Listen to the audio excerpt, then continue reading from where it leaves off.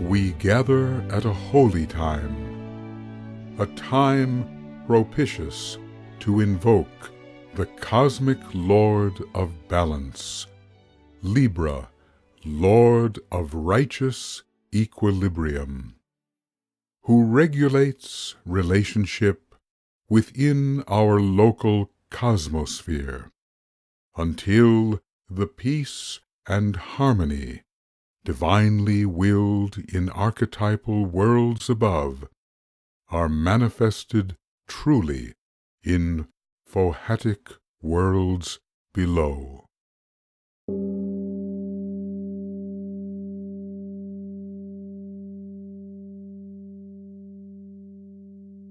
Dual is our cosmos, bipolar in its nature. The positive, the negative, attract, repel, and merge at length to harmonize the wholeness in reflection of the grand design. But in the primal days of any system, from the vastest to the slightest, the lowest worlds cannot reflect in rectitude the archetypal realms. Chaos, then, must reign supreme. The harmony intended cannot manifest below. Protracted is the process of regathering the scattered sons of oneness. It is Libra, with a skillful patience born of vast intelligence, who draws in love and harmony the warring poles to ecstasy of union.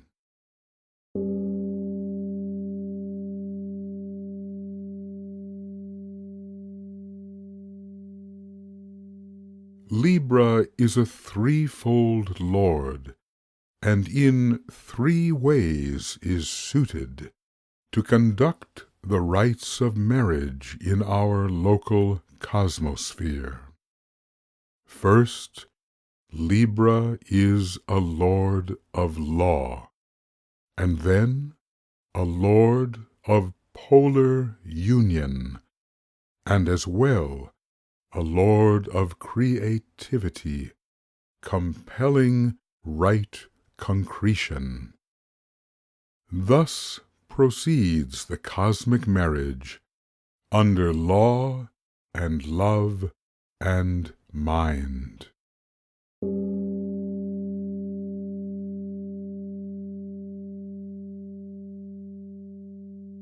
Standing at the hub of life as Lord of all relatedness, Libra tends the balance, ensuring that the cosmic process may proceed in justice towards a destined beauty which must be.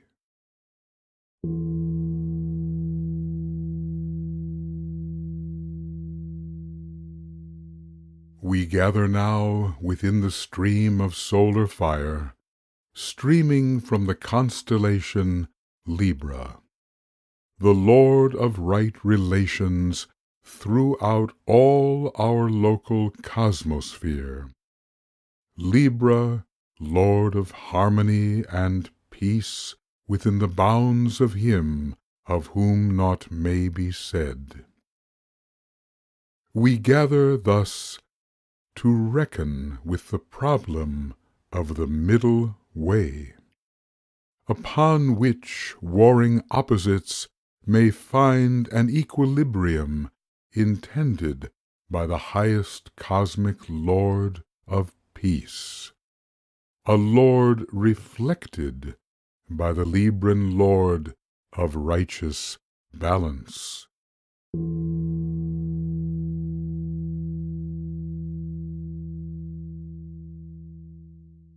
Through our solar logos blue pass all the rays of all the heavenly 12. Thus solarized these rays become, adapted for our better use upon this fragile earth. But from Libra, most of all from Libra, pours for now the fire of true intelligence, rendering all lesser lives subject to triangulating balance in the scales of karmic justice.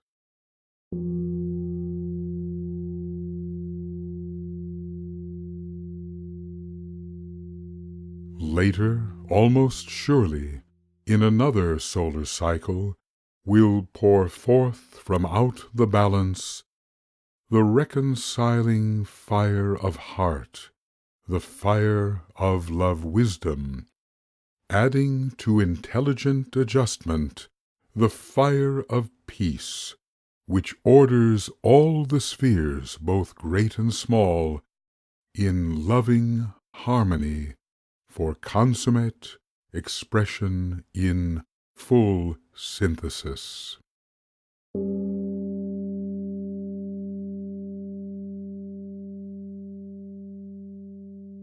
In silence, let us all revere the balance point among the 12, the Lord who is the hub of peace within the 12-fold crown of that great cosmic Lord, within whom all our local constellations live and move and have their being.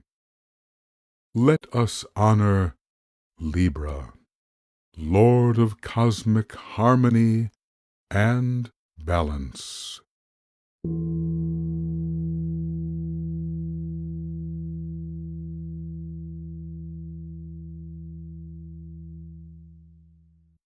Invocation of the third and second rays.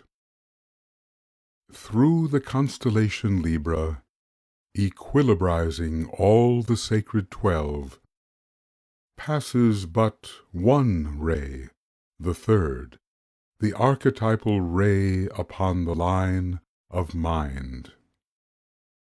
The one of whom naught may be said oversees a system of astonishing complexity. Libra is the agent of this Lord of mathematics, Ray the Third, a Lord through whose intelligence all relations great and small are understood abstractly yet exactly, beheld with a far-seeing sense of consequence unrivaled.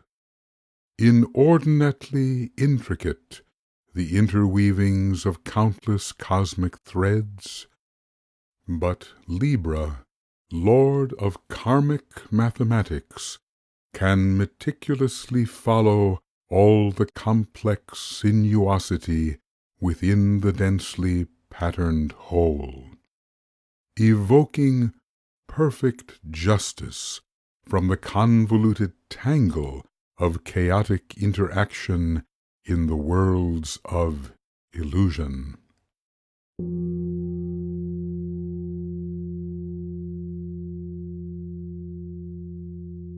Though for now, overtly, the third remains the only ray expressing through the balance, the second ray will one day so express. For Libra is, of all the 12, peculiarly the second from the first.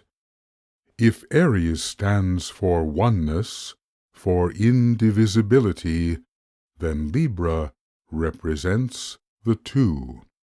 Divided by polarity at first, then reconciled at last in love and union. Even in our present greater cycle, Libra is inseparable from love.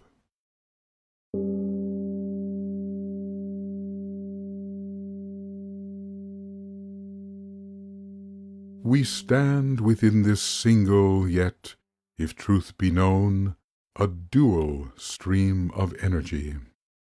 We stand within intelligence percipient, astute beyond all human comprehension, adjusting in all justice the karmic interweavings of all entities who play the game of space and time within the bounds of Him for now unknown.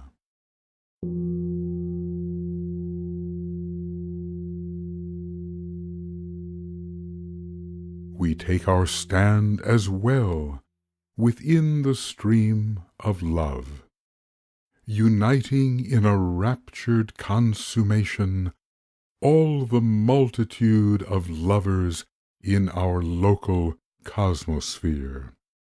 Under Libra's law of love, all dissonance will be transformed to harmony divine.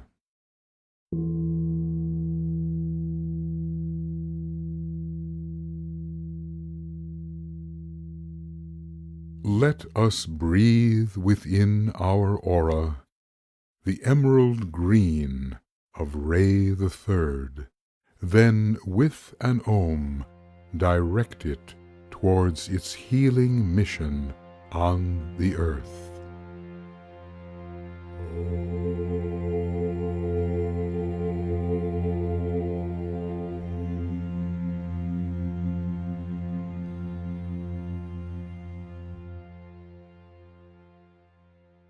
Let us breathe within our aura the indigo blue of Ray the Second, then with an Om direct it towards its healing mission on the earth.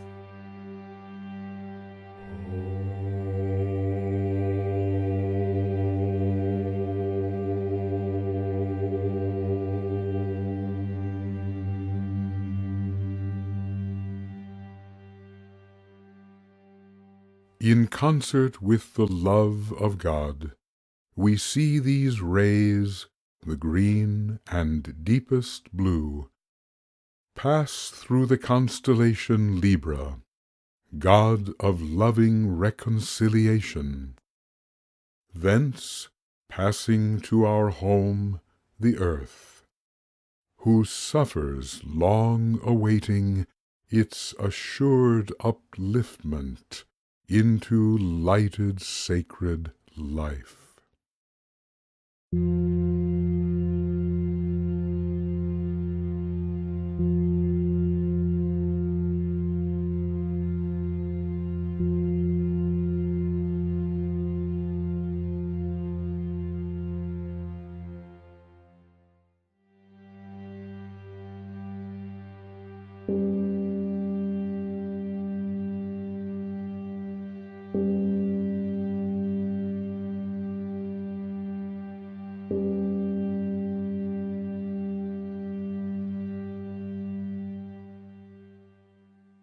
At this our time of monthly invocation, we focus our attention on the cardinal cross of heaven, the cross of all-inclusive wholes, the cross endowed with forces of commencement, with forces which preside at consummation, the cross which is the Alpha and Omega of our local cosmic life. 4 signs are found upon this first and last of crosses 3. The cross of man as more than man, the cross of gods advancing into synthesis. But at this time the balance is most potent of the 4. We focus our attention on the karmic constellation and on 3 cycling deities who carry out his will.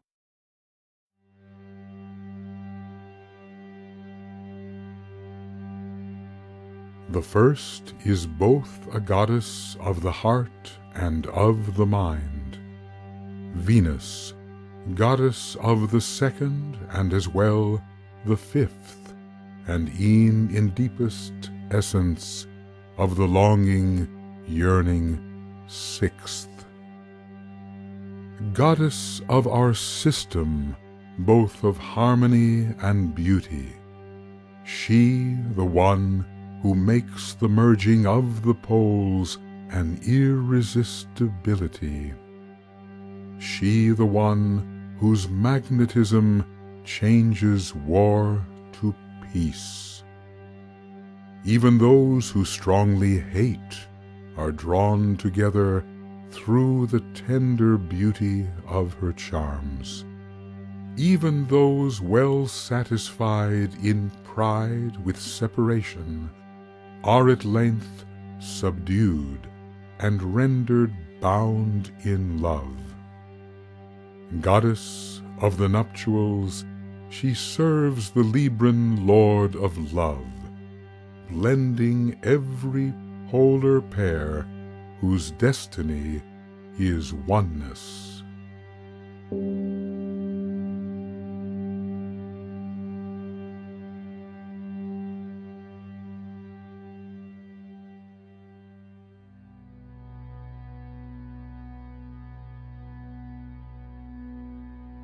The second planetary lord is Lord of archetypal truth, Uranus, the Lord of brilliant authenticity.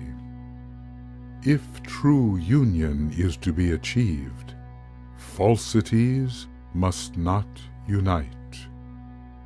Bitter the amalgamation born from blending counterfeit identities. In service to the many signs zodiacal, Uranus performs a wealth of labors. In Libra, he insists that all relationship be real. In lightning, he reveals the real nature of the hidden inner name, then demands that this great name be known and spoken in respect and veneration. In soul-revealing lightning flash, each who would a lover be is blinded to all glamorous illusion, is blinded to the falsity of image that conceals his lover's real self, and made to see but that which his beloved truly is. Each and every polar union needs this truth of sight. One must see the one whom one would love.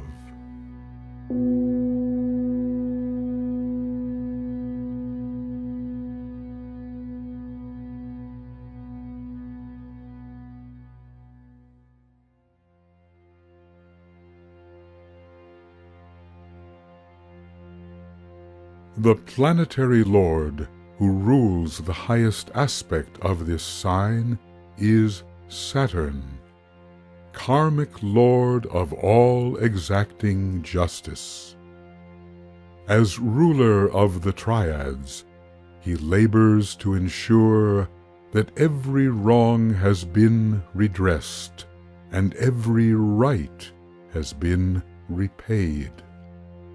He prepares the way to union, not only union with the soul, but union with that triple life, the triad, soul of soul. Each ascending marriage in the heavens is preceded by probation, and Saturn is the planet who administers the tests. Those unfit, untested, cannot wed the higher life. Their fate would be disaster and remorse. Thus Saturn guarantees that none may pass to higher mind until the lower ego has been roundly conquered. Still later, he demands the willing sacrifice of that bright sphere which wrongly has been thought to be the higher self. Thus, Saturn guards the steepest paths to union with the highest aspects of the self. Saturn stands as sentinel, positioned at the gate which guards the way to higher life. If one who stands initiate would hope to focus firmly in the triad, hope to venture to the realm of highest planetary peace, then he must pass in rectitude this highest ruler of the scales. He must fulfill his Saturn, Lord of Karma, Lord of Justice, Lord of Truth.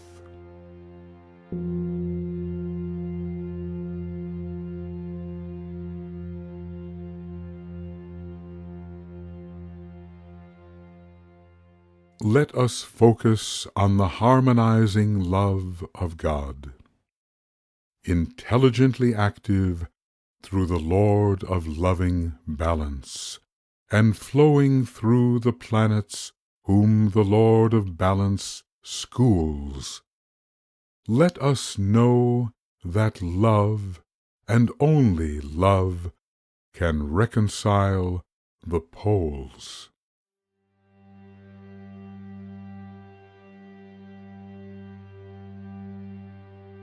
In the center of all love I stand, and from that center I, the soul, will outward move. From that center I, the one who serves, will work. May the love of the divine self be shed abroad, in my heart, through my group, and throughout the world.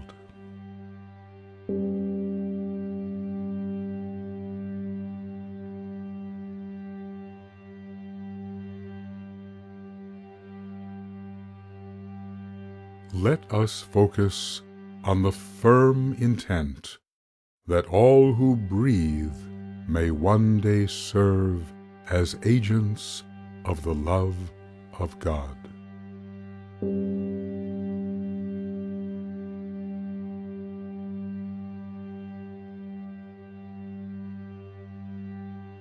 Together and as one, we step within the aura of the Lord of cosmic balance, thus standing at the very hub of peace.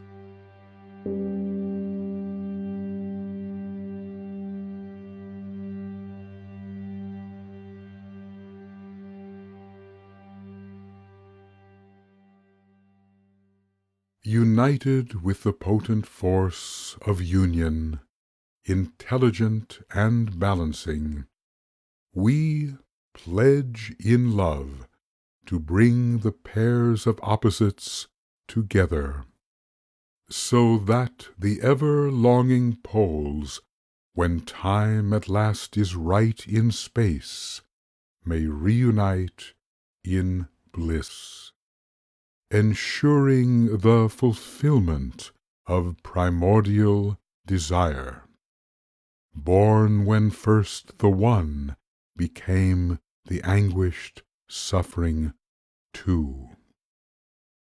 We further pledge to serve the ancient cause of peace, the long-awaited harbinger of synthesis. Peace as confirmation of the consummation of Shambhala on the lowest plane of earth.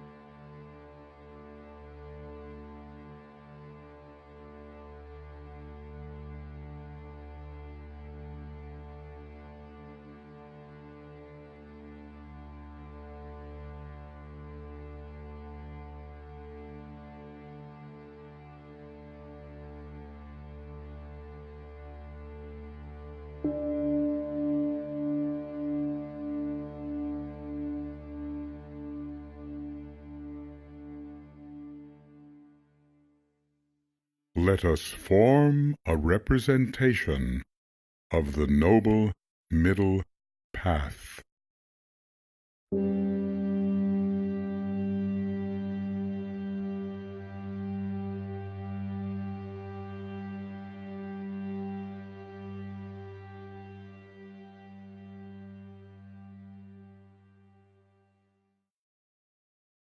Let us seek to understand the noble middle path. The noble middle path is not the path of blazing spirit. The noble middle path is not the path of blackest matter. Never is the noble pathway merely this or that, but always both. The way between the ever-present opposites, the opposites arisen since the dawn of time, extant until the destined hour when time must be devoured by its timeless, spaceless source.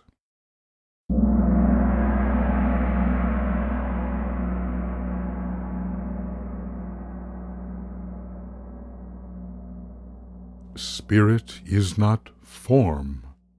Matter is not form.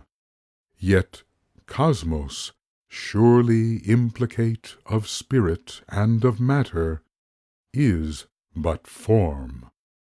Cosmos is the one and only periodic form.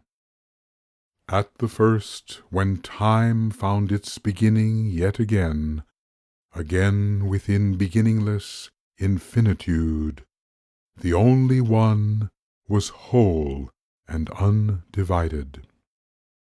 Then one, perforce, became the two, the three, the four, and all the many, many more. Division meant departure from the cosmic one and only. Each departure meant a going forth, and hence creation of a path. Down and further down, outwards, farther outwards, until the base periphery was reached. The limit of enumeration sanctioned by the cosmic law. Then arose desire to reunite. Then arose desire in the many for the one. The path towards this reunion is the path of cosmic marriage, the ever-rising marriage of the once divided poles. This path, no matter where upon the cosmic tree of life it may be trodden, is the noble middle path. A path between extremes to be united in a harmonizing form. If the one and only be excluded, the multitudinous host of cosmos is divided into pairs. Even is the number of the multitude, exclusive of the one. Upon the noble middle path, all the pairs are to be merged in cosmic union.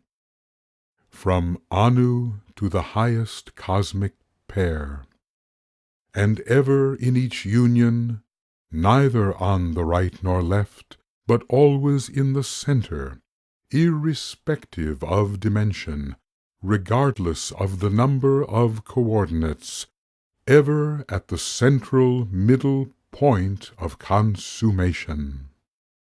To tread the noble middle path, from cosmic base to cosmic height, is thus to tread the path of cosmic union, thus to tread the path of cosmic beauty, the path of cosmic love. But also all who tread this path tread the path which harmonizes cosmos through equilibrizing cosmic mathematics. The noble middle path is thus a path of cosmic mind, as well as cosmic love and more. For to tread that path with perfect poise demands as well the power of cosmic will. Let us sing the path of balance, destined for the one and only, all-including point of peace. Let us sing the beauty of the noble middle path.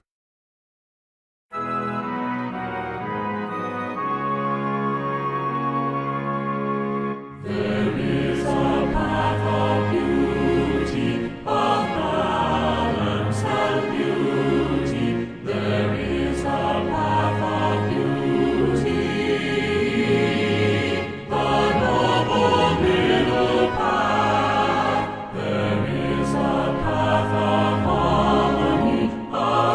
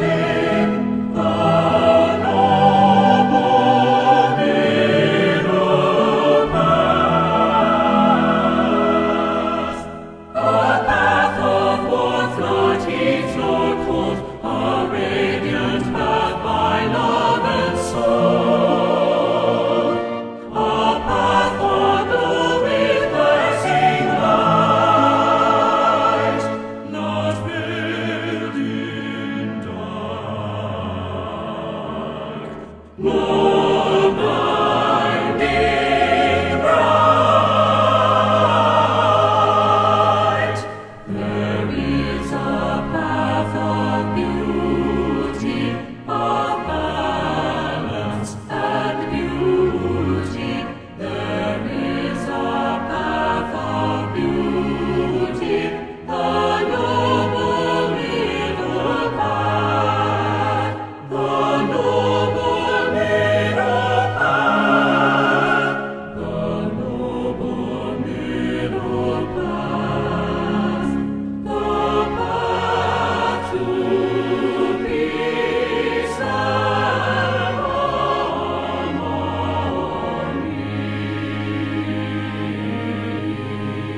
The noble middle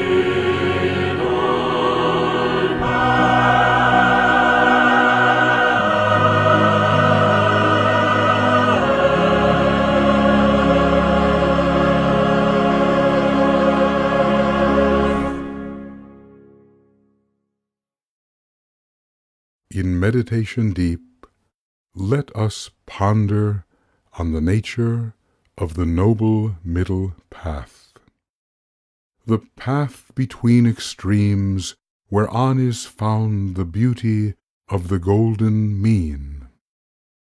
Let us ponder on the golden path of soul. Why is this the rightful path for humankind to tread? Is this the path that we as individuals, that we as group now tread? Let us ponder deeply.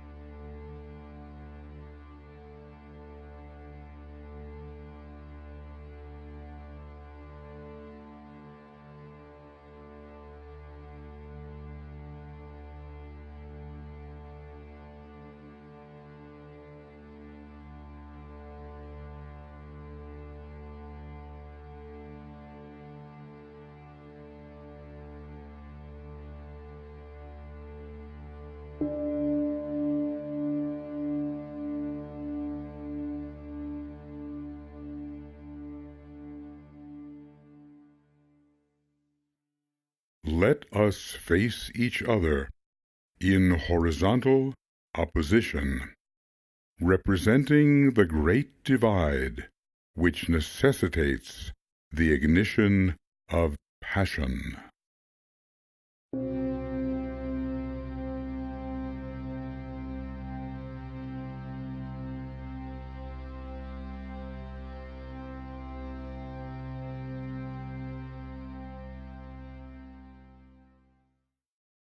An understanding wise of balance is not swiftly won. Eons are required before the restless lunar gods can be subdued, and curbed from all indulgence in instinctual extremes. Early days upon the path of progress reek of passion and excess. The blood runs riot, calling for the satisfaction of all carnal appetites. The sense of separation drives the lusting, barely human being to unions of the grossest kind. Unconsciously he seeks his pole, unconsciously she seeks her pole, driven into raw embrace by passion and obsession. The drive which seeks to procreate the race is right and good, but when the roaring fire of blind desire lays claim to flesh, the law which sought the preservation of the race is threatened by pursuit of sensuality more fitting for the animal than man, and thoughtless trespass of the just and proper limits is the wanton order of the dark and lawless day. Unbalanced fiery passion breaks through all correct restraints, and human lust, not love, upsets the perilously balanced scales.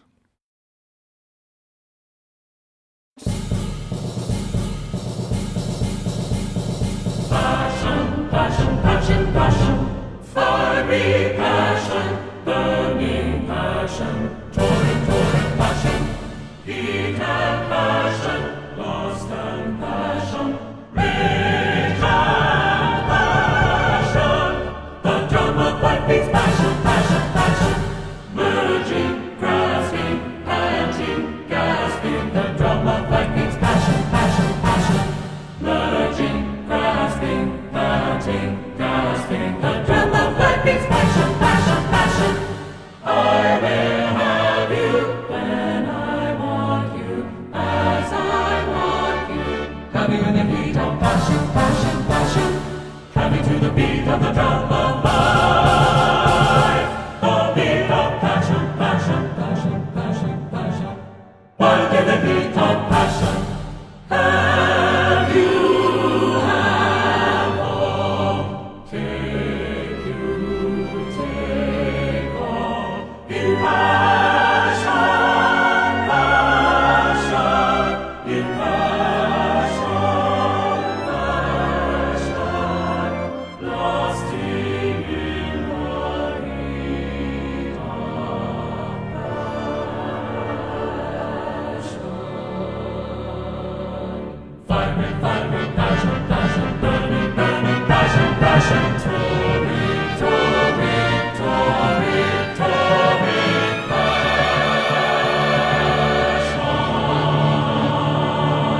heat and passion, lust and passion, rage and passion. The drum of life beats passion. The drum of life beats passion. The drum of life beats passion, passion, passion. Fiery passion,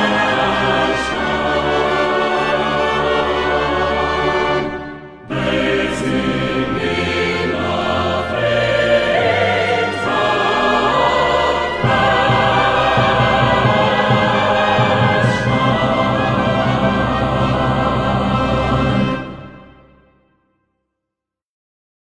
Meditation. In meditation deep, let us ponder on the power of unbalanced fiery passion. Let us see the moments in our lives when passion all compulsive swept us. What was the result? And what occurred when blinding passion swept a tribe, a nation, or at times the whole of humankind? What was the result? What role has passion within the life of humankind? Let us ponder deeply.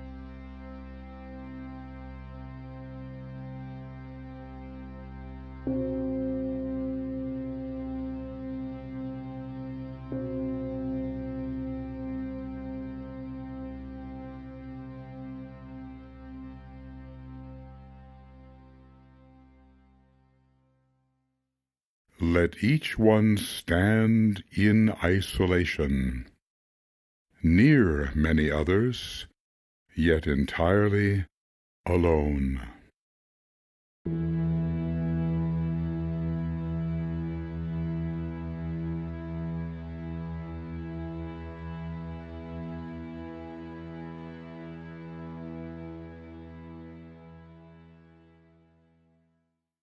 Knowledge of the self is slight in days when blinding passion rules, and man seeks satisfaction all unconsciously.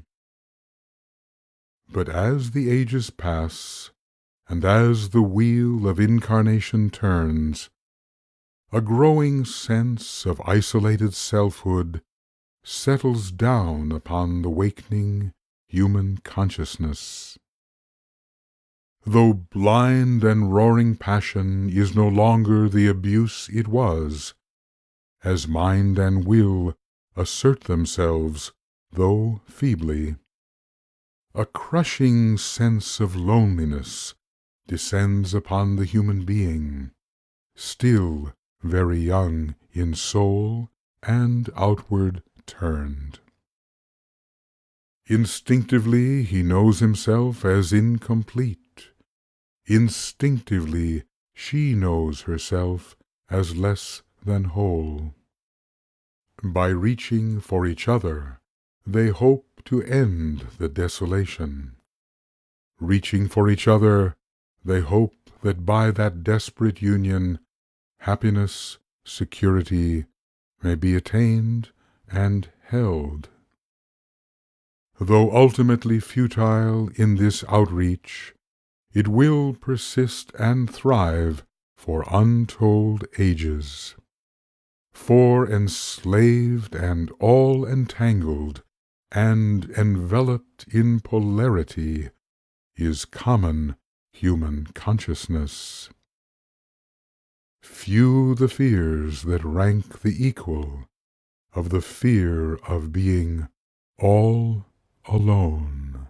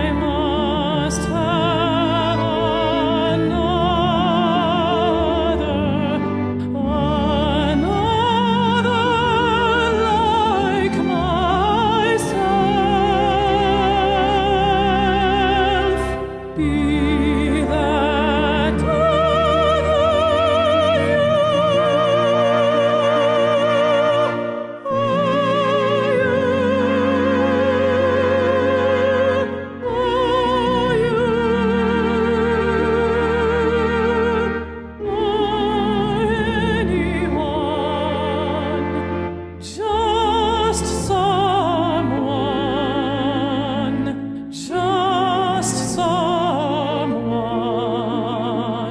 so that I may no longer be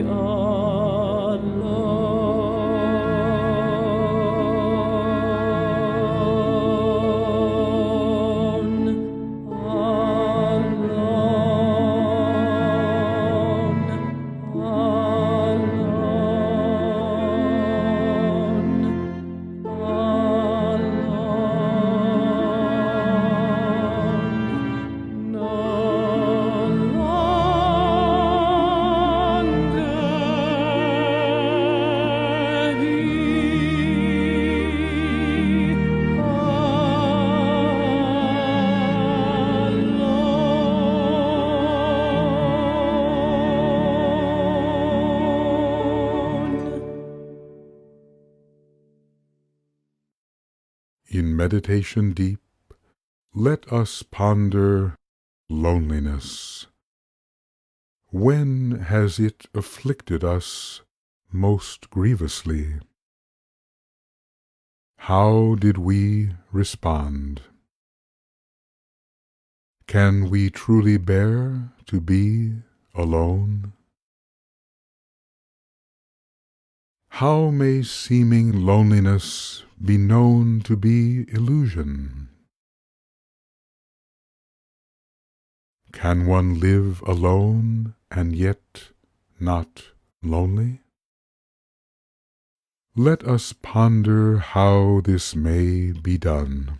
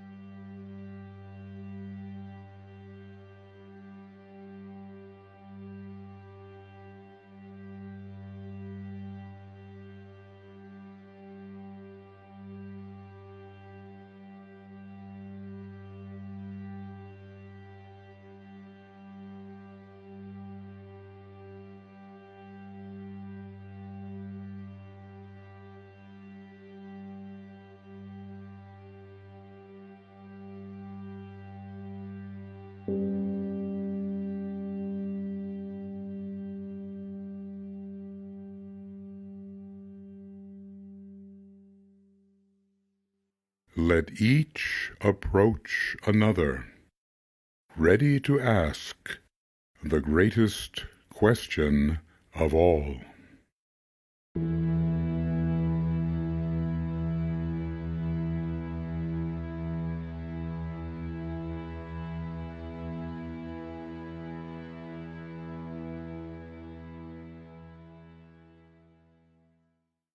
The one who pines in loneliness demands completion in another human being. Though hoping to be thus completed is the fondest of all fond illusions, few there are, e'en now, who will release this futile hope. Until the pain of ages well has proved that one may find completeness only in one's higher self, only in the whole.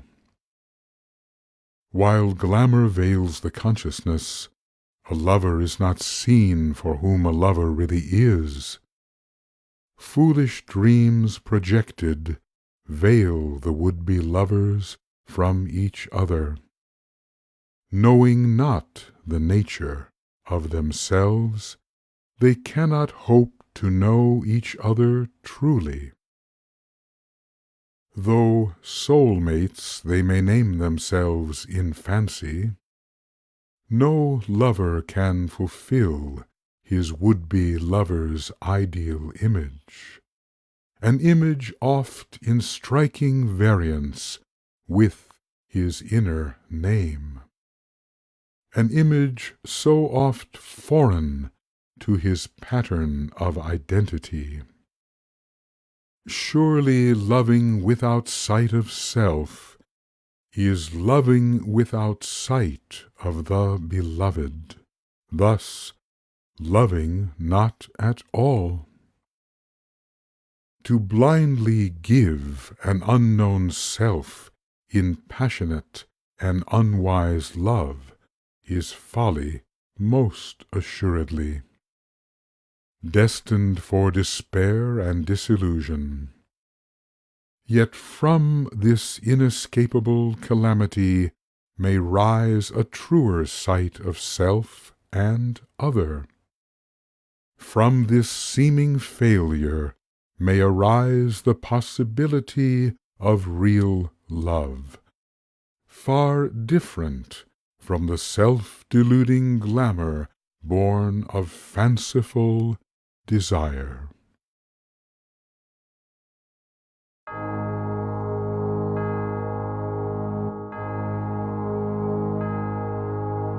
Who are you?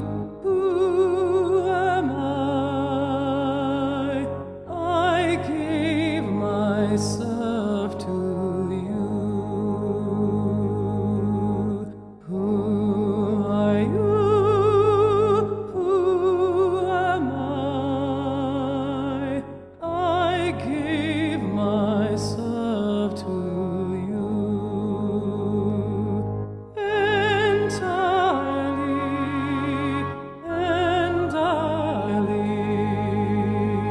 I gave myself to you entirely,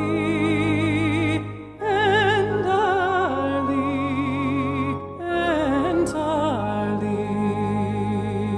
I gave myself away to you entirely.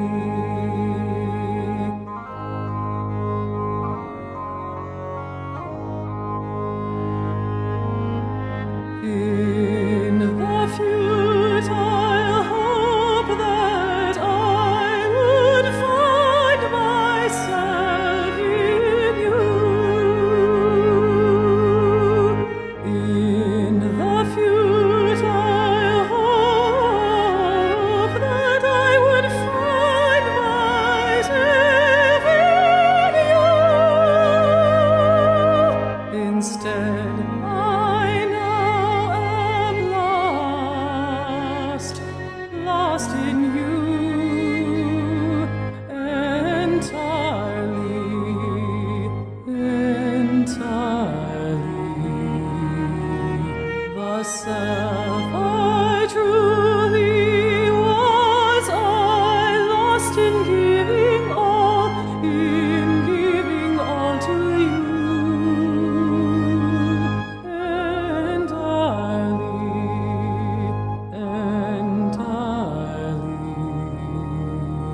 I lost the self I had to give by giving all to you.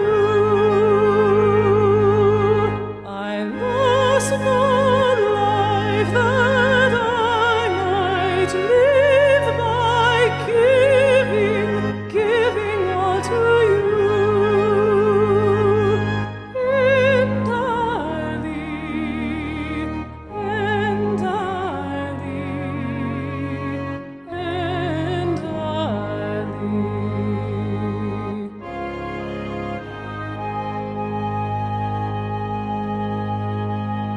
Who am I? Who are you? I give myself to you. Who am I? Who are you? I give myself to you. Who am I?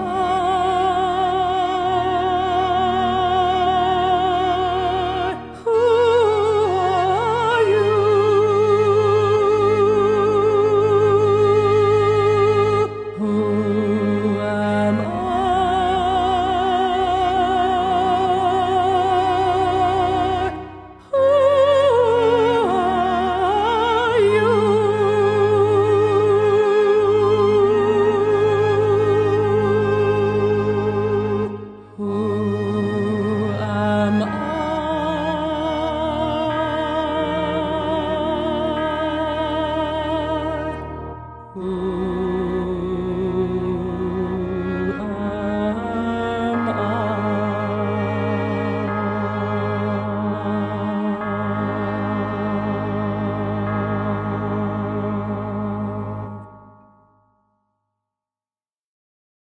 Meditation.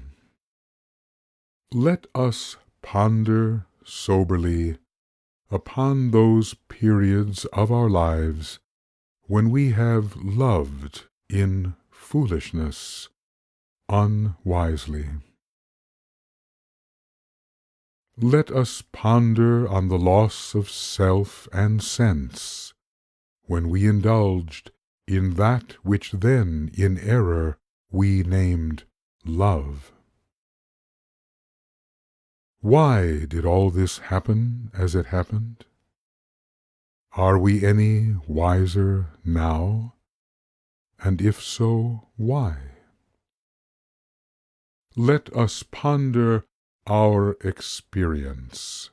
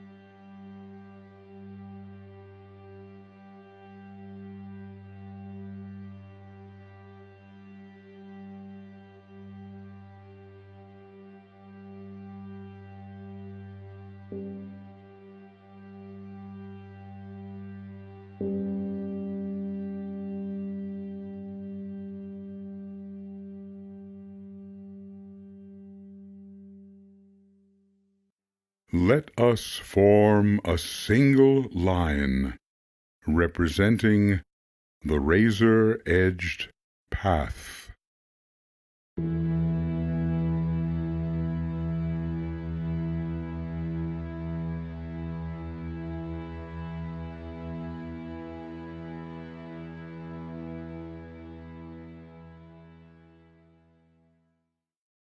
Once pain has taught its lessons well, discrimination rises in the mind. Self-consciousness is growing. A stable, knowing center now is found. Yet choice confronts the questing self, which seeks a better way to go. The ever-present opposites confront the one responsible for choice. Shall he take the risk, the pressing on, or endure a falling back in bondage? Shall he now exert himself to rise, or sink in shame through lack of enterprise? Shall he choose a right, a righteous way? Or shall the leftward lure of matter lead to his ensnaring? These 6 directions represent the manifold alternatives which loom before the man of choice. Poised upon the razor's edge, balanced at the center, he finds himself compelled to choose, or else remain in ignominious stasis. No more the helpless victim of his instincts and his passions, no longer lured by dark temptation into sins of flesh and blood. His the task to choose and wisely choose his fate. From choice arises consequence and destiny. This he comes with certainty to know. Life upon the razor's edge, and twixt the high and low, poised between the left and right, before, behind, which way to go. Fixed am I within the cube of space, move I must from off this perilous place. Decide, decide, or die on the gleaming blade. Decide, decide, fork I split on the razor's edge. Life upon the razor's edge, how exacting is the cost. Life upon the gleaming blade, one false step and all is lost. Decide, decide, let choice be made, let choice be made. Here it matters, sun and moon, and above or hell below, self or other, loss or boon, which way shall I go?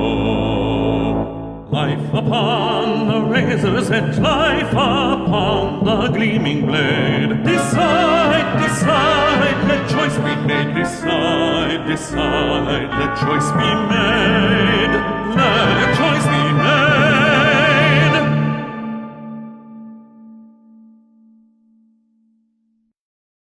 Meditation.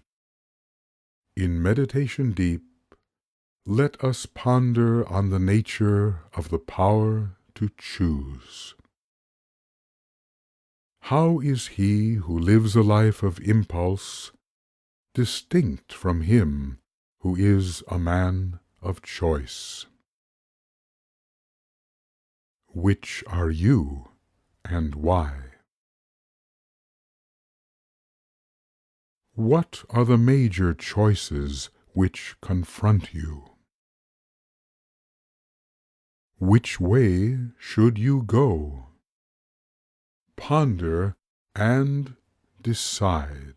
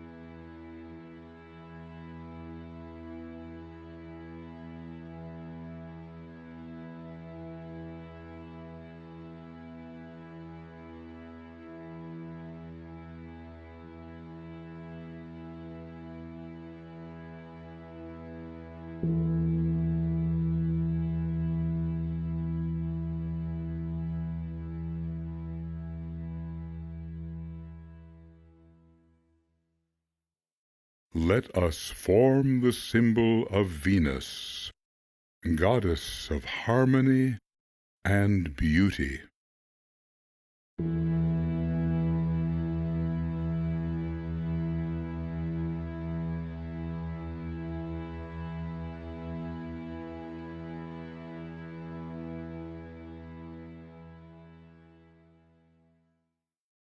Many the criteria by means of which the man of choice may choose: selfishness or selflessness, fast or slow, high or low, these to name a few.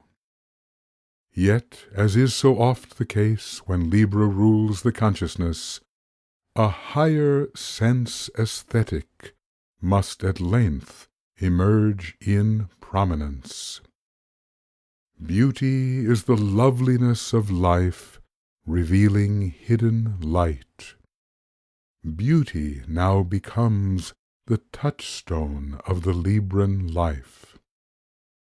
Ascent through evolution is progression in refinement. Refinement of the consciousness, refinement of the form. And blessed beauty, none but the refiner's fire.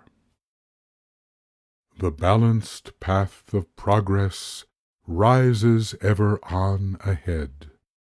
Harmony and beauty guide the way.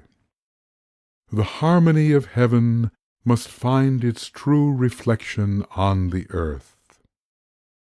Choice, when based on harmony within the gathering wholeness, ponders deep the latent beauty, which one day must manifest through earthly form. Many are the standards guiding choice, but beauty may of all be best by far. Who treads the path of beauty treads the path of heart. Who treads the path of beauty will find the way to unity and wholeness. The path of beauty is the way to merry heaven and earth.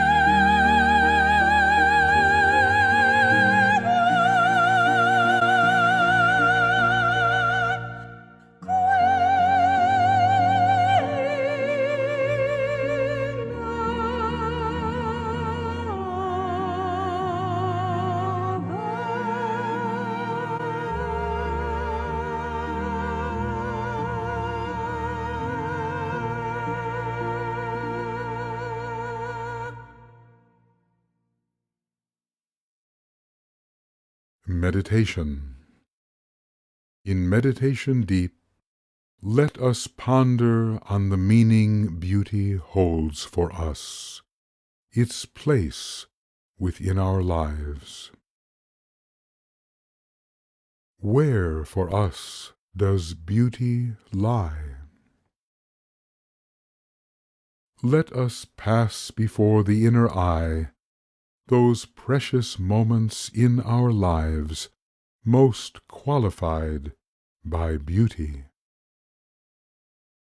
Seek to feel a beauty all-pervading. Know that beauty is a God of light and love and power.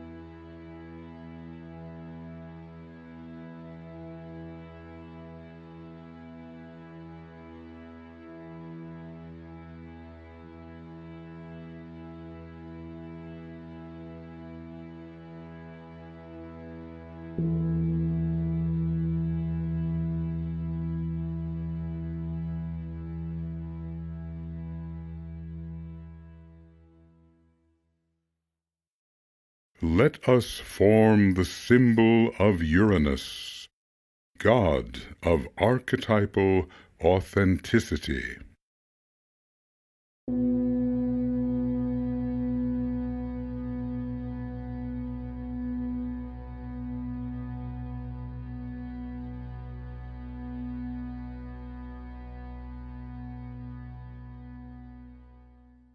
The path of beauty leads apace to ever greater unity of the self and other, of lover and beloved. Beauty will not violate identity. Beauty will not force the self to seek to be what it is not. Beauty will not cruelly force a loved one to forsake the sacred inner name, simply to fulfill another's dream. Beauty is the lord of all the archetypal realms. Ideas in their purity have beauty for their lord. Every man is an idea. Every woman an idea, every human being an archetype rayed forth from realms of beauty. Thus in all relationship worthy of the name, truth of self and truth of other steadfastly unite. To see the self in truth is surely beauty. To see another as a self in truth is sure an act of beauty. Let us see the beauty of each other. Let us see each other as in truth we really are.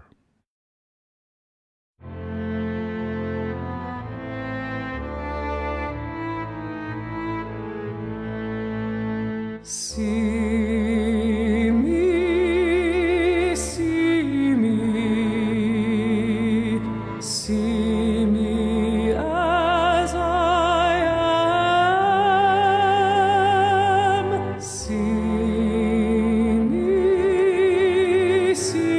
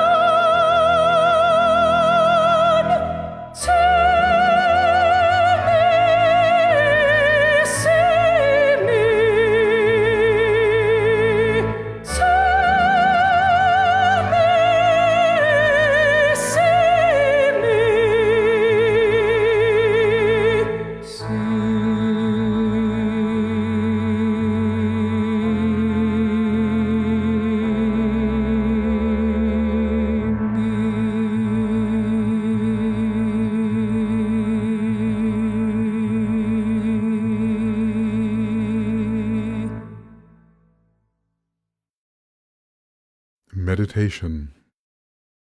In meditation deep, let us ponder our relationships. Have we ever seen another as he is in truth, as she is in truth? Have we learned that in such seeing, two can merge as one? Let us ponder on relationship and union.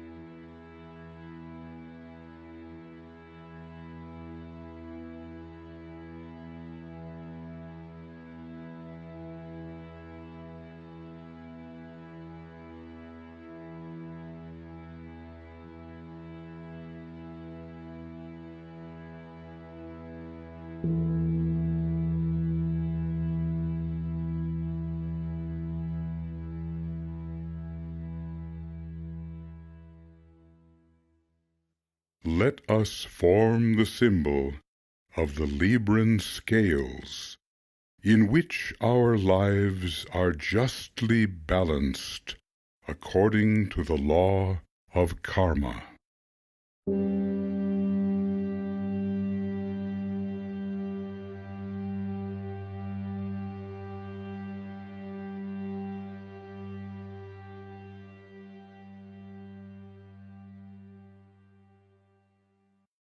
Having learned the secret of relation true, through seeing one another in the love and truth of self, the one who treads the noble middle path has passed an all-important test. Selfishness is swift dissolved in understanding sight, loving and respectful of the other. When placed upon the Libran scales, the self-familiar weighs no heavier than the self of other. This is mutuality, male and female, seer, seen, subject, object, in bipolar balance. Ever must this path of balance be maintained upon the path to soul until the time of holy union in the heavens. Soul, though weightier far with radiant light and love and power, must not too much suppress its threefold chalice made of lesser lives. And certainly the lunar chalice must not burden evermore the soul. In truth, their values really cannot be compared. So great the sun, so weak the moon. Yet, so that soul can manifest through form, and form endure that holy presence, the two must clearly manifest a seeming reciprocity, which leads at length to union in the higher mental realms. But just and all exacting is the preparation for that higher union. The heart must balanced be against a feather, ere the marriage day be said to dawn.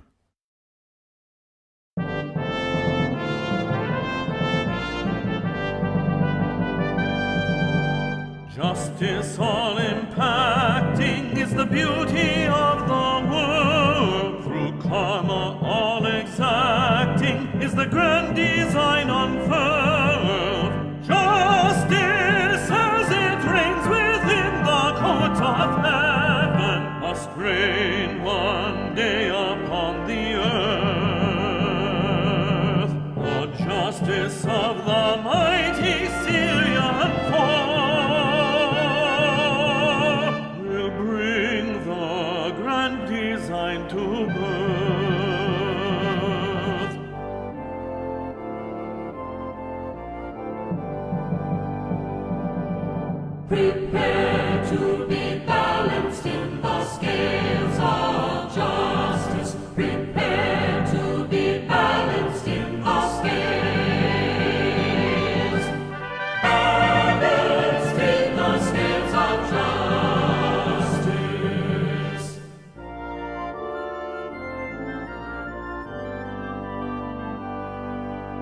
Justice all demanding is the will that rules the world. Through karma all commanding is the grand design unfurled. Justice as it reigns within the court of heaven must reign one day upon the earth. The justice of the mighty Syrian fall will bring the grand design to birth.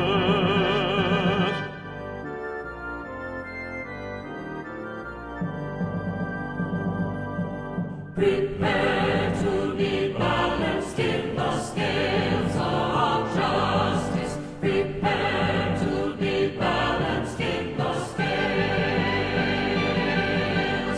Balanced in the scales of justice.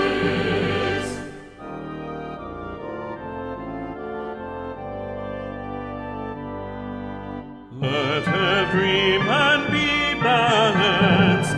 Let every world be balanced. Let every cosmic life be balanced. Balanced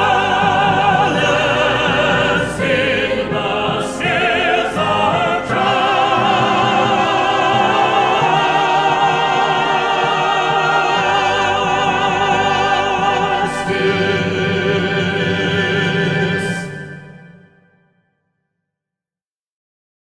Meditation.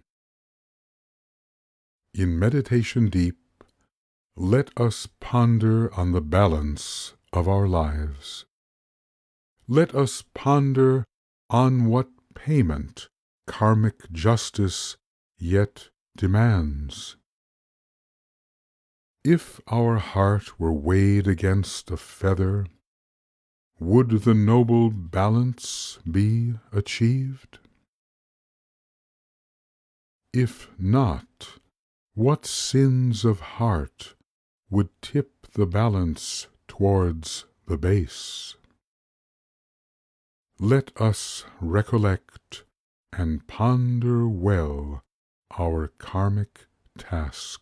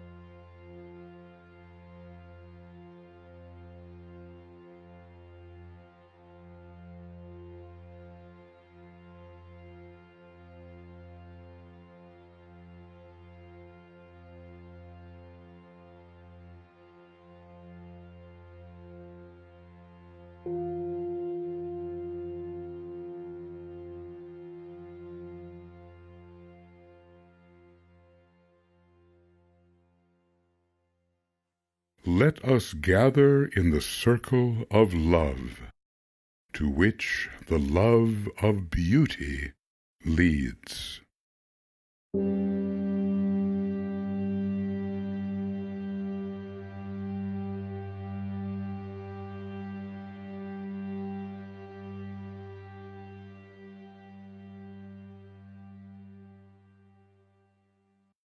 Be it sooner, be it later, the day so long awaited must arrive, the holy day of union, union of the mother with her greater son, union of the soul and its reflected and long-tested lunar self. This a day of truth, a day of beauty. This the day when love divine must triumph o'er its counterfeit, desire. Every love of ages past has been a dim preamble to this greater love. Every love of ages past but prophesies the final union with the soul. How can those consumed in human love foresee a greater love, the love of soul, ahead? How can those ensnared in passion's fond embrace realize the falsity of soulmates other than the soul? Yet every time a love arises and subsides, and every time a lover new appears and surely fades from sight, the day of union with the soul draws nearer. For how can any human being replace the soul as lover? How can any human being be equally beloved as the all-embracing soul? And yet, when once the soul has merged in union with its lesser form, another human self may be embraced within that all-pervading love of soul. For soul is one, and those who love the soul as soul love all.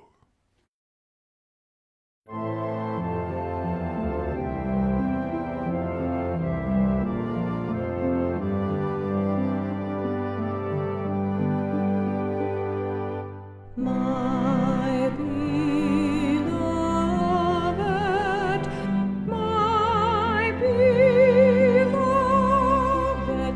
beloved, sings the dawnless dawn of time.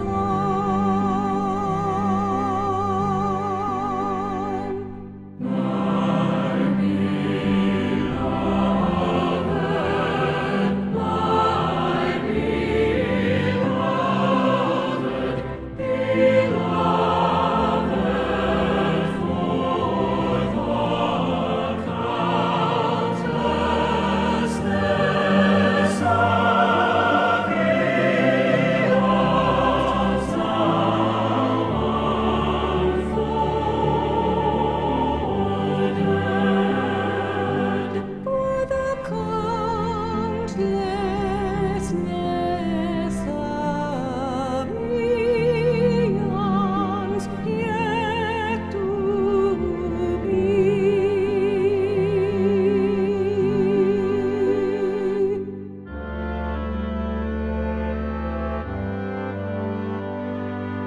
Yet again we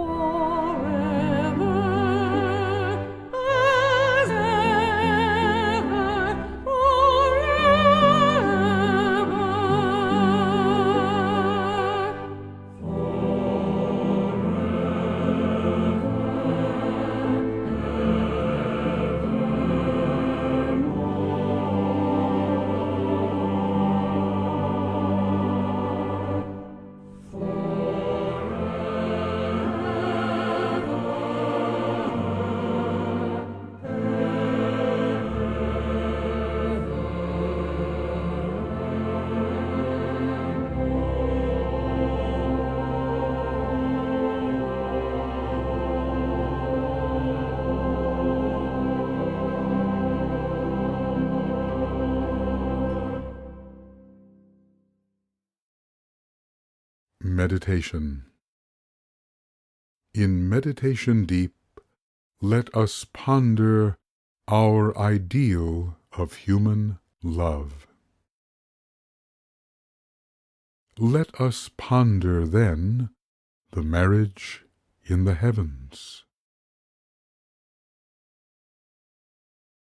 Wherein lies the difference? Or can the two united be?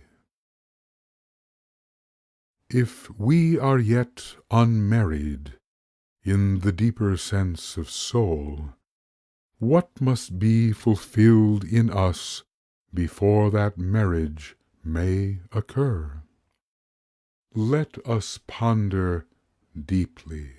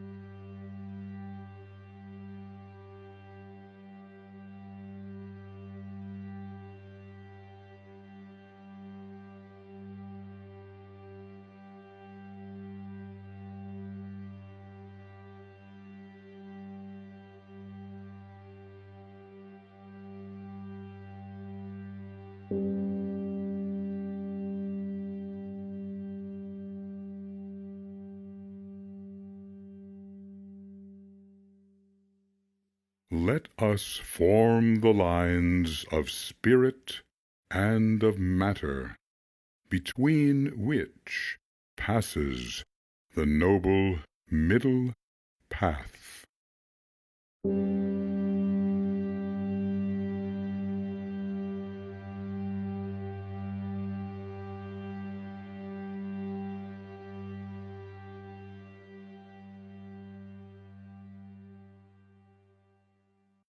At the consummation of the holy union, three become henceforth the two. Soul and personality are one, and together they must learn to tread the path to spirit power. The married one is now the soul-pervaded personality. The married one has balanced in all harmony the solar self with lunar life. And yet again there is a fateful choice to make. Not this time twixt good and bad, twixt high or low, twixt progress and regression. Far subtler are the opposites which now confront the one, infused with solar light and love and power. The life of soul and triad must tread a solar way until the fifth degree is passed, must tread the balanced path of love, though will be growing fast. The path of spirit pure cannot as yet be understood by e'en the married one. Great Chohans are the only ones, emergent from humanity, to scale such lofty heights. E'en the Lord Gautama, Chohan to be sure, understanding well the human plight, sought to teach the noble middle path, and not alone the path of spirit might, a path destructive of the human form. With wisdom it is truly said, the noble middle way is for man the way preferred. Be that man positioned on the winding stair from first through third, or on a higher turn from fourth through fifth. Let us understand and tread the noble middle way. Let us choose and tread the way which leads between the two great lines of force.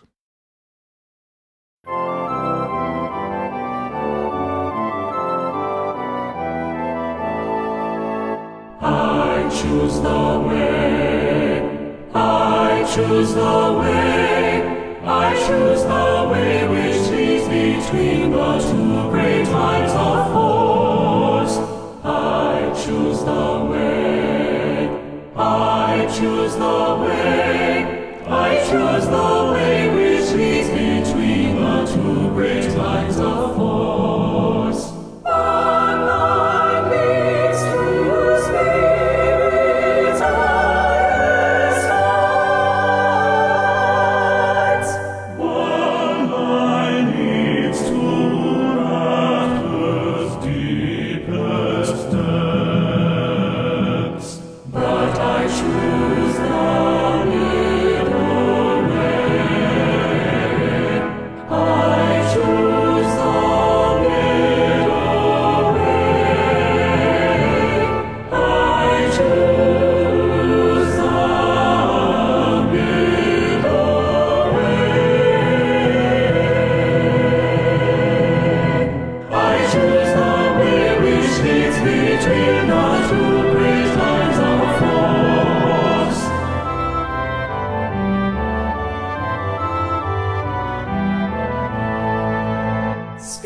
Spirit in the face of matter, matter in the face of spirit.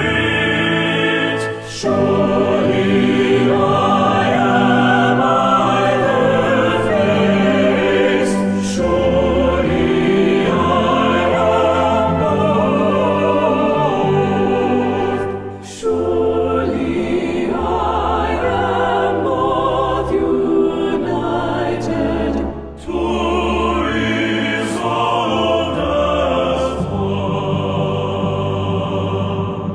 And I tread salvation's way, the middle way,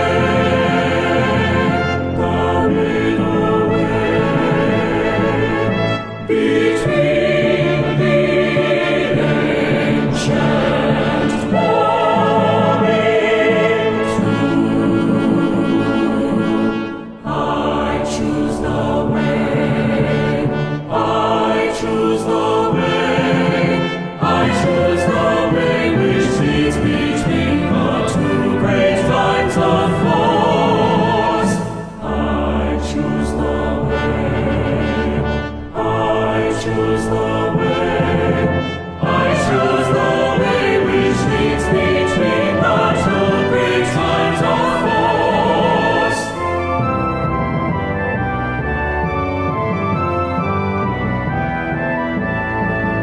The way which leads between, the way which leads between. I spirit,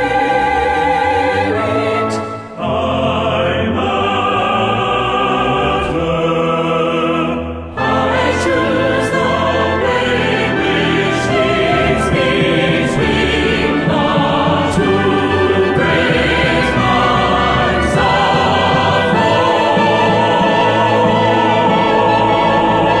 force. Meditation. In meditation deep, let us ponder on the way we walk the way. Which way do we tread the path? If we have learned successfully to tread the path to soul, can we, a married one, now tread the middle way twixt spirit and its nether pole? Can we display the solar fire, even as electric fire intensifies its potency within the field of love? Let us ponder who we are, and how we tread the path to love and life.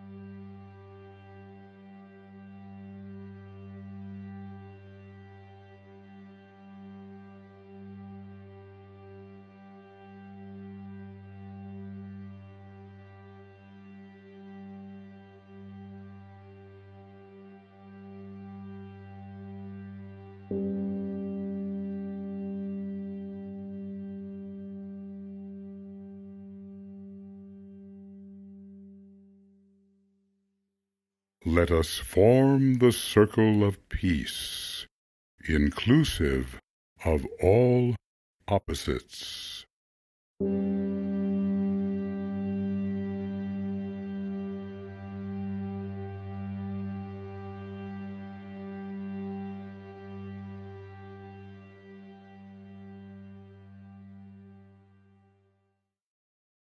Upon the noble middle way, the way of love, the blessings of the married one pour forth upon the world.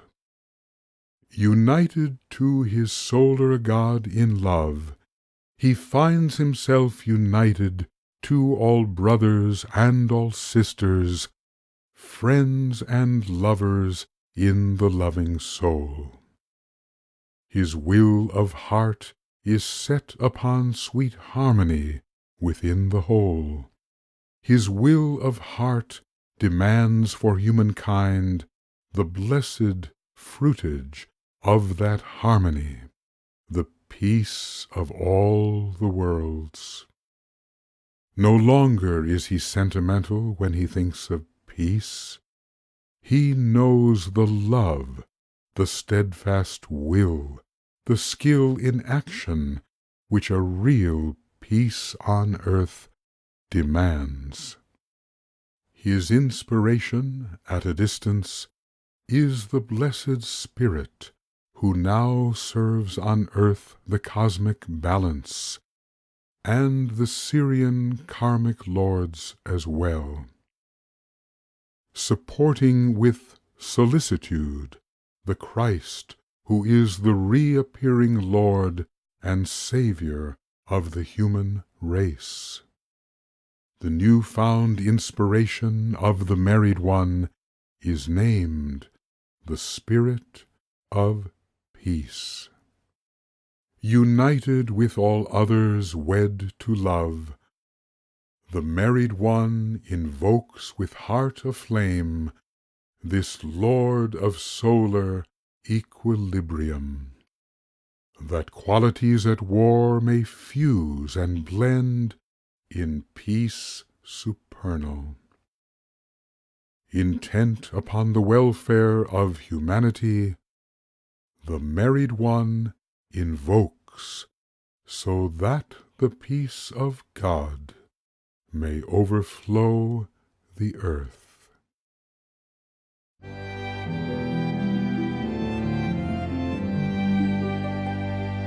Spirit of peace, we invoke thee.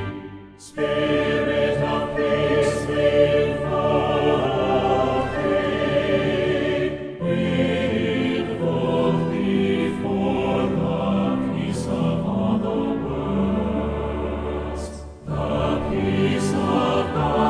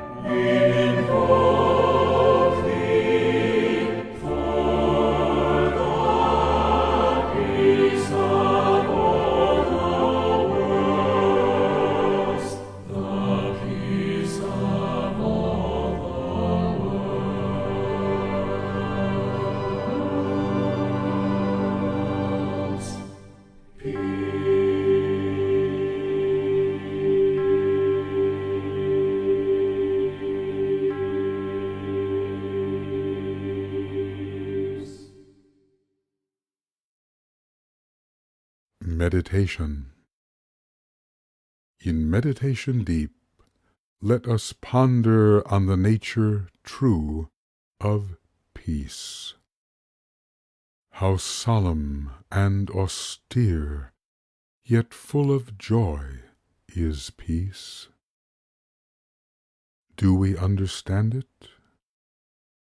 Do we will the peace of all the worlds? Let us ponder well the silent synthesis called peace.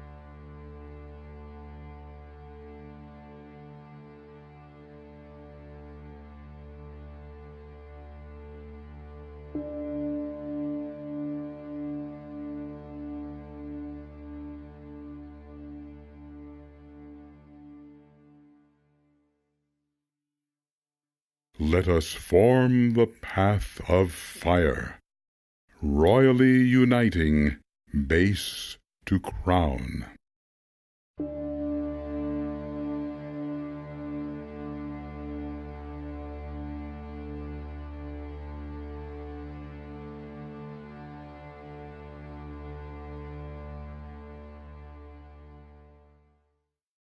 As love pours forth upon the world, bestowing on humanity the discipline of peace, the married one, now rich in all the virtues of the soul, envisions yet a higher goal, and as well the road that leads thereto. A destiny encompassing the will awaits the one who seeks to harmonize the whole. Libra, often deemed a sign which rules the gentle path of moderation, rules as well ascent unto the highest heights, ascent unto the only realm of peace where reigns the King. How perilous the balance to be kept upon this royal road to life! How treacherous the way unto the crown!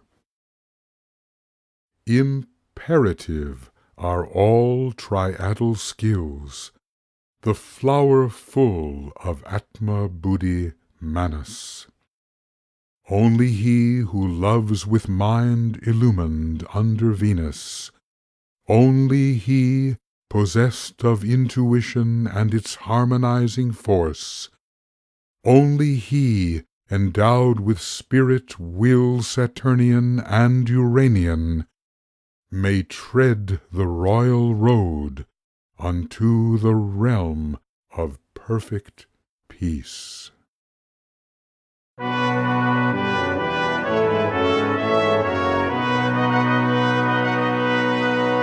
There is a road from earth to heaven. There is a road from the base to the crown. There is a road with stations 7, the ancient road for renowned.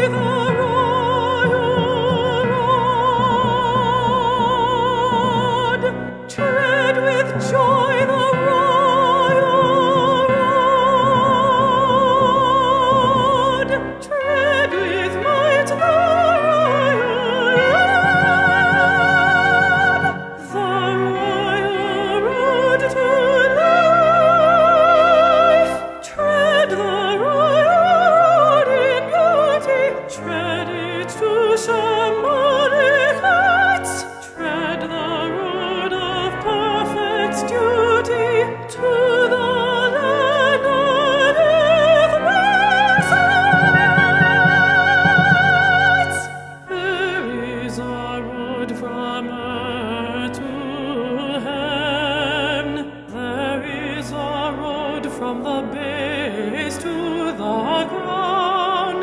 There is a road with stations seven, the ancient road faring on.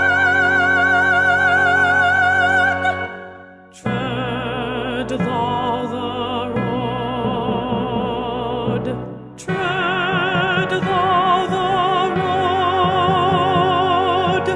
tread thou the road.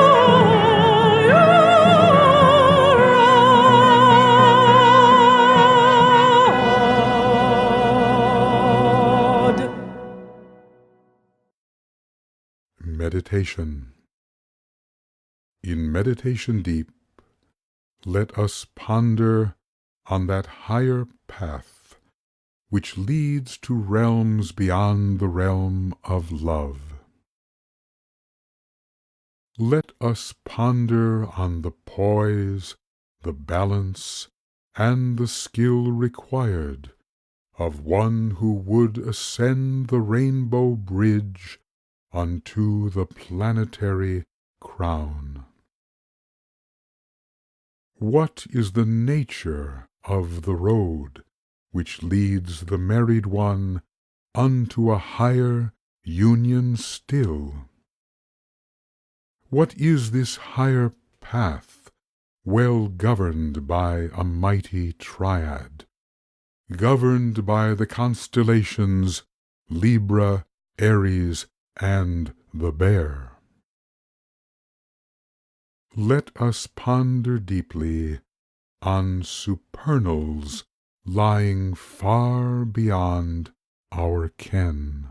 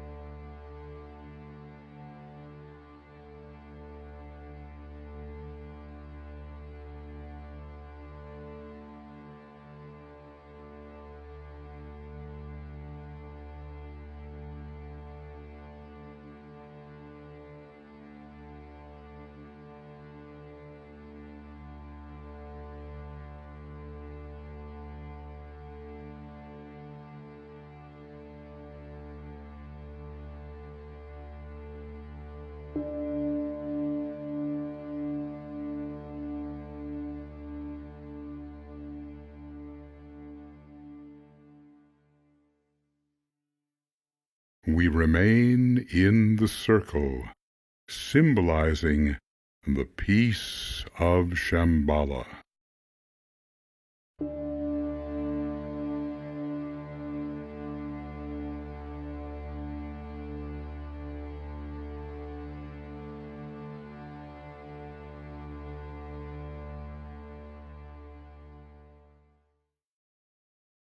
There is a peace which souls of love invoke to overflow the earth. That peace will one day come, and may that long-awaited day of peace soon dawn. But any peace which rules the outer planes of earth is but a dim reflection of the perfect peace which reigns within the holy city, city of supernal lights. There, fathomless, abides a peace impenetrant to all save those who serve for earth the King of life.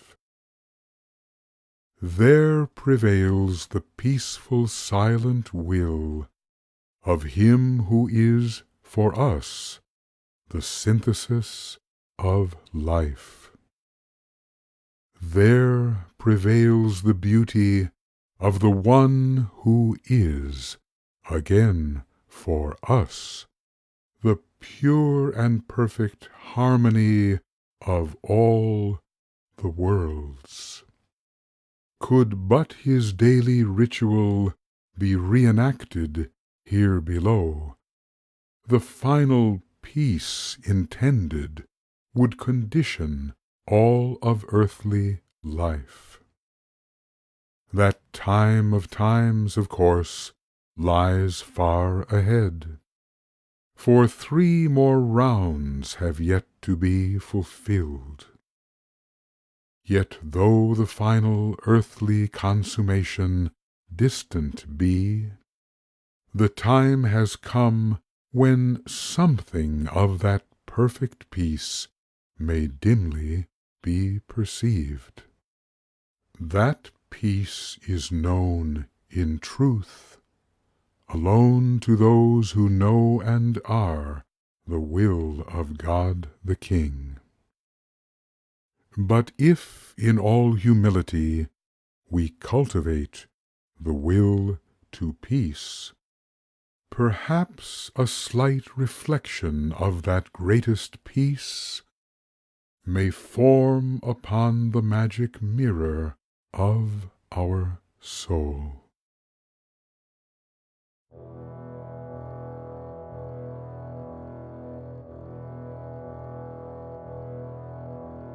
Peace, peace at the hub of the turning worlds. Peace, peace at the hub of the turning worlds. Shambhala's perfect peace. The lights will carry out the will of God. Ordain the imposition of the firm and fixed design, and all transpires in silence, crystalline the silence, in silence, in silence, ineffable the silence, transcending far the paltry thought of man. From the silence of that holy synthesis, waves of music bathe the earth, waves of color bathe the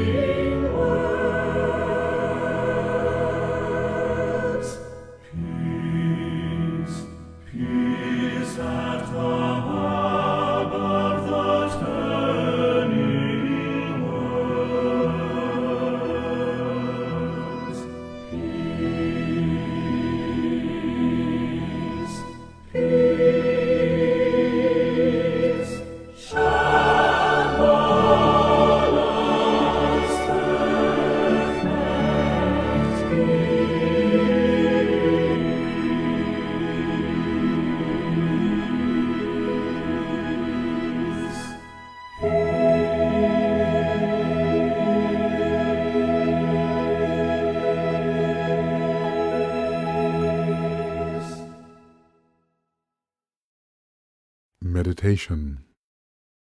Let us enter into silence and seek to be pervaded by the silence which is synthesis, the silence which we call shambolic peace.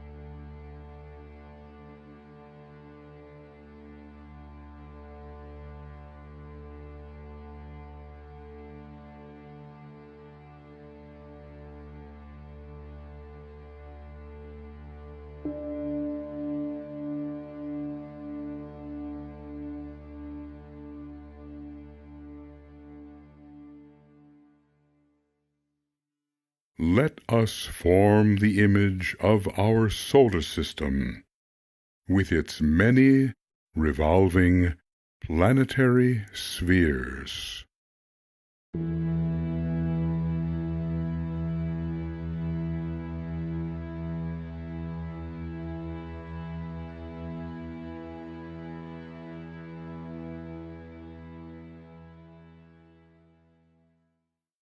Libra lives not for our earth alone. Its law of love extends to every planet of our system, bringing peace and right relations to our sun and fellow suns as well. Within our local cosmosphere, the realm of him of whom naught may be said, Libra is the Lord of peace, equilibrizing planets, sun and constellations, atoms, cells, and souls. All lives within our cosmosphere are manifested spheres in swift rotation on their axis. All lives are spheres revolving, round and round still greater spheres. And all this movement is a joyous dance of life, a dance of beauty and of spheric harmony.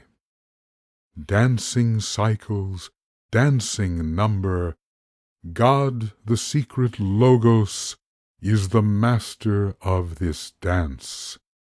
He calls the tune, he taps the beat, and all respond in whirling, cycling, blissful equilibrium. So let the dance roll on.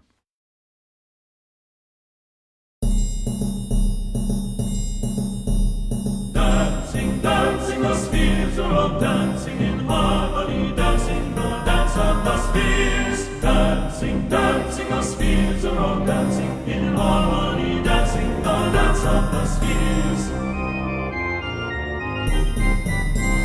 Dancing, dancing, the spheres are all dancing in harmony, dancing the dance of the spheres. Dancing, dancing, the spheres are all dancing in harmony, dancing the dance of the spheres.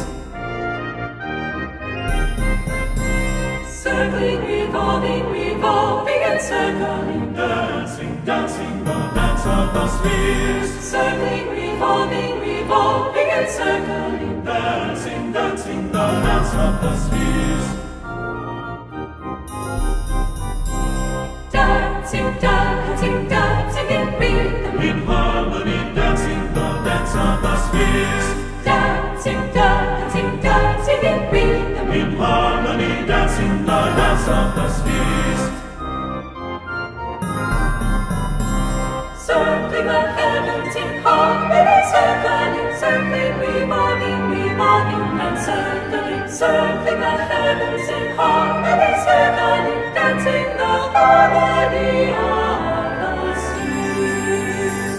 Dancing, dancing, the spheres are all dancing in harmony, dancing the dance of the spheres. Dancing, dancing, the spheres are all dancing in harmony, dancing the dance of the spheres.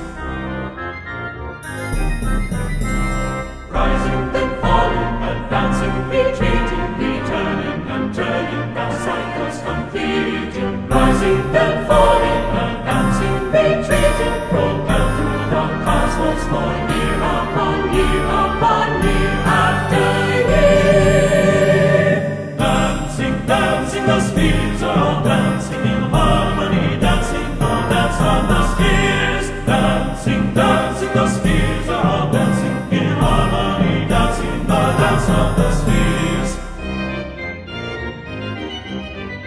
Revolving in harmony, circling in harmony, cosmos is dancing the dance of the spheres.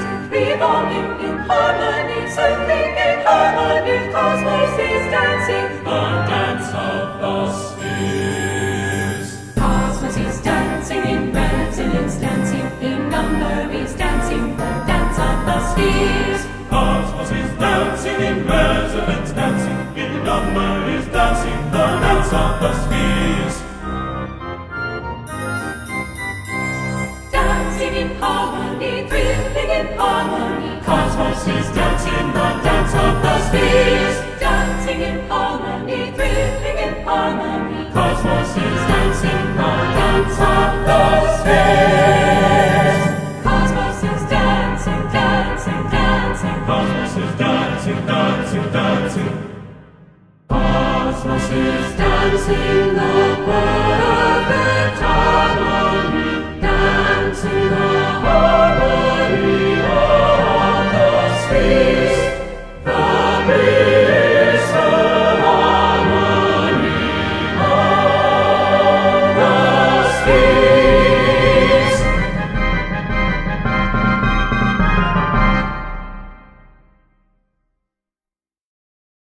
In meditation deep, let us ponder on the cosmic dance of life.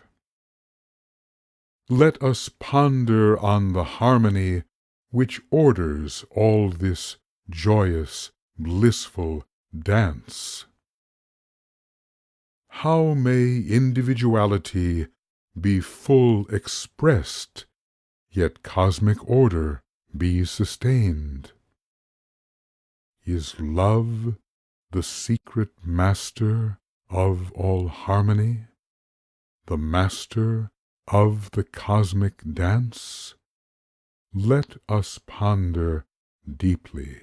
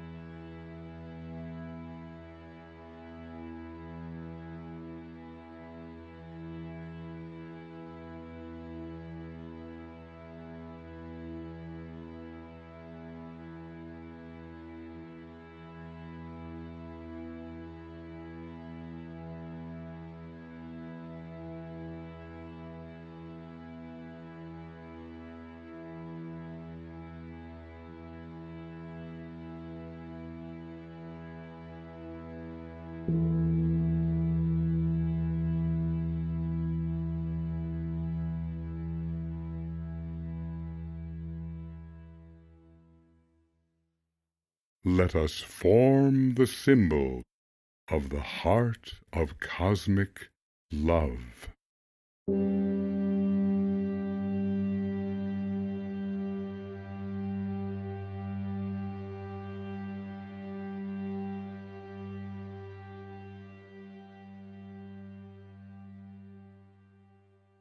The cosmic ray of love is love divine. From far beyond our planet and our system, it comes forth. It triumphs o'er the forces of contention. resolving into union those who war upon the battlefield of life. Let us sing of this great energy, offering up our praise. In the system of our Logos blue, its victory is assured. None can triumph o'er the power of love.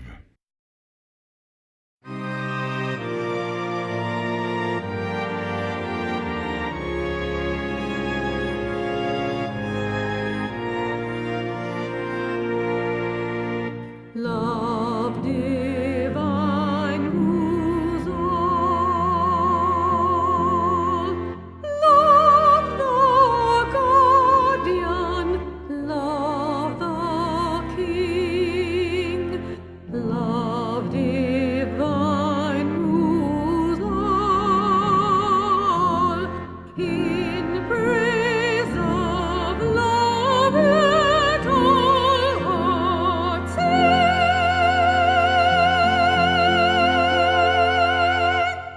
Sing of love, sing of love,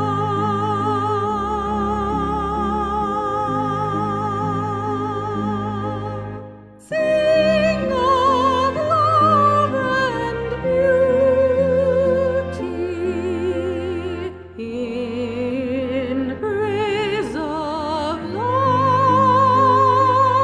let all hearts warmly sing.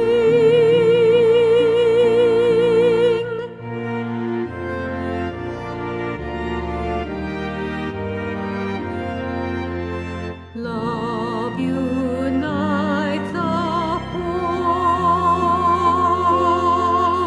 Love the Savior. Love most blessed. Love the heart of life exalts in the good the heart finds rest. Sing of love. Sing of love. Sing of love and beauty.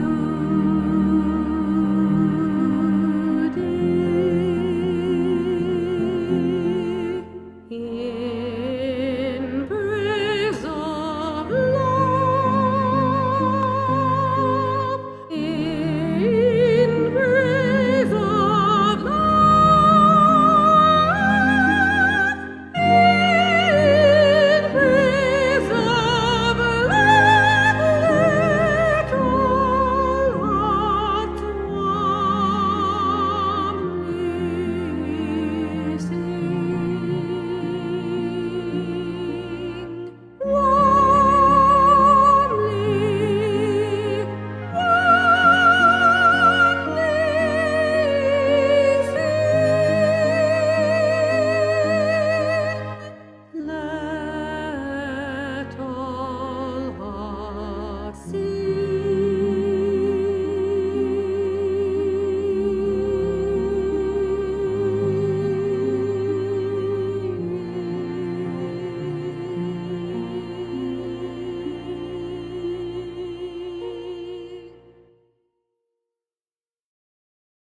Meditation. In meditation deep, let us enter love divine, and there abide in silence.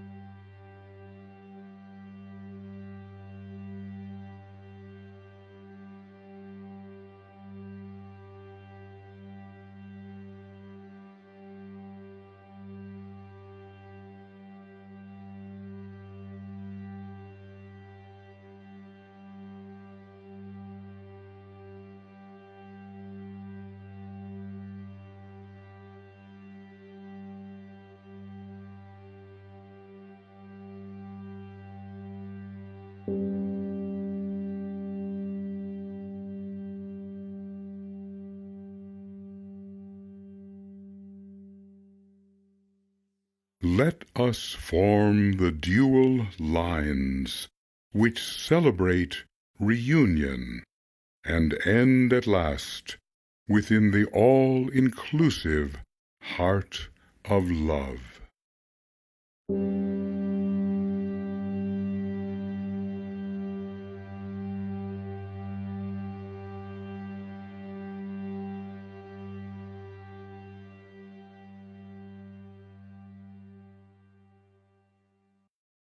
Cosmos came from naught, the O. The universal Lord of Cosmos is the One, manifesting as the Two. For two to re-become the One, a multitude of reconciliations is demanded. The many now divided and at war must find in joy their peace. The harmony of all worlds must fuse the many into one. Those who hate must find another they can love, then fuse and blend. The poles which dwell repellent and apart must find each other and unite as one. The secret of this union is ascending cosmic marriage.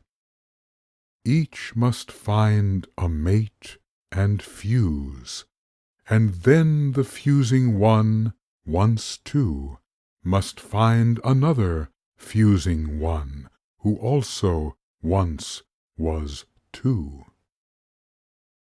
And on the fusion goes, in realms of body, soul, and spirit. The rising into union is a story of absorption, a story of reunion, a gathering in love of all of Cosmos, a marriage metaphysical, ascending ever higher on the cosmic tree of life, until all ends in obscuration in the all-inclusive One. Let us be about the business of reunion. Let us find a way to sing within our loving hearts the marriage song of the heavens.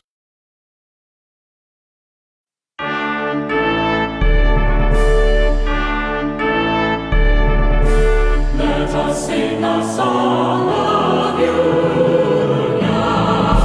sing of those who would unite. Let us sing of decommunion, sing of love entrancing sight. Lovers of the cosmos,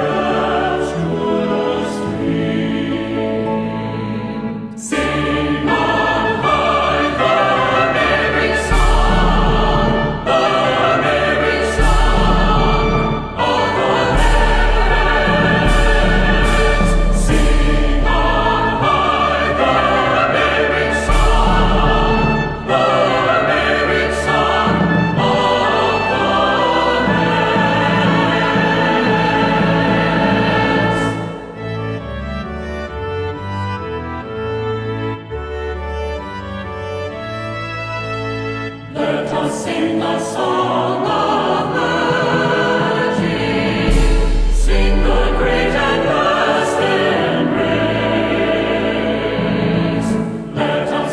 of spirits' final urging, of spirits loving face to face. The workers of the cosmos unite in bliss, unite in bliss, in ecstasy supreme. And what should be thy spirit's case? Fulfilled in every rapturous dream. Sing on high the merry song, the merry song of the heavens. Sing on high the merry song, the merry song of the heavens. Sing on high the merry song. Sing with joy the merry song. Sing in bliss the merry song of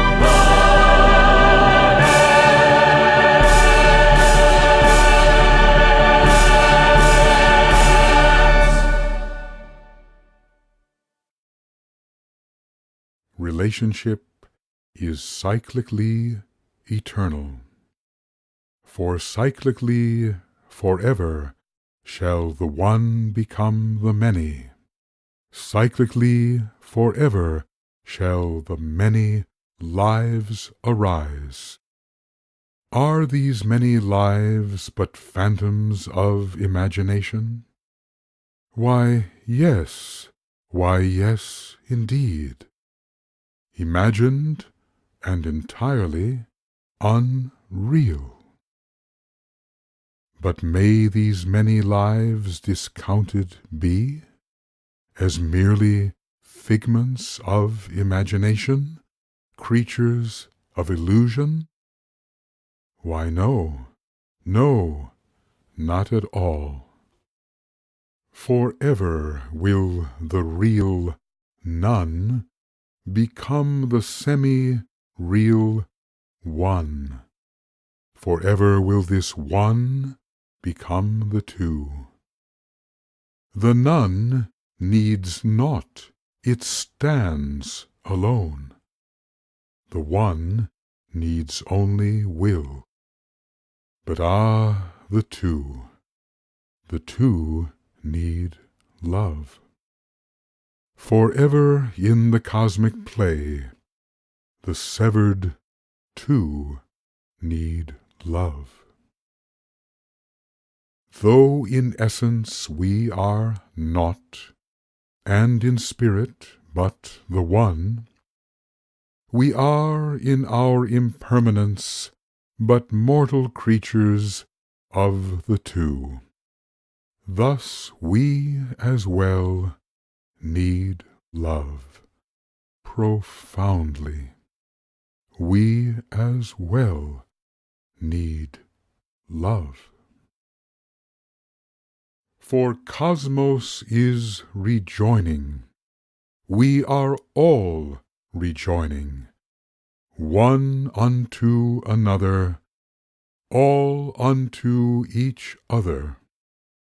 This joining is the dance of love, for us the Libran dance of love. The noble middle path, which we and all are bound to tread, is but the never-ending path of love. Therefore, for the sake of bliss, of ecstasy and rapture, For the sake of all things lovely, for the sake of all things beautiful, let us tread the path of love, the noble middle path. Let us return to the magical circle of invocation.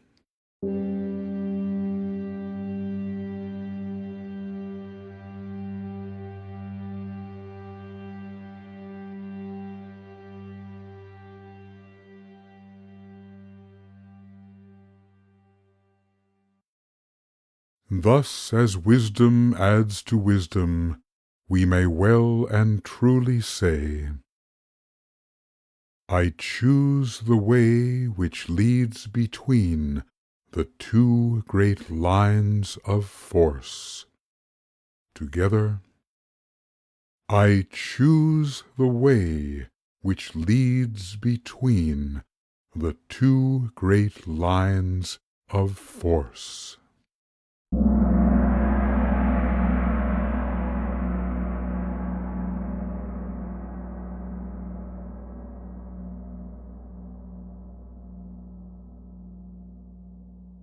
If anyone has aught to say for the welfare of the group and of the world, now is the time to speak.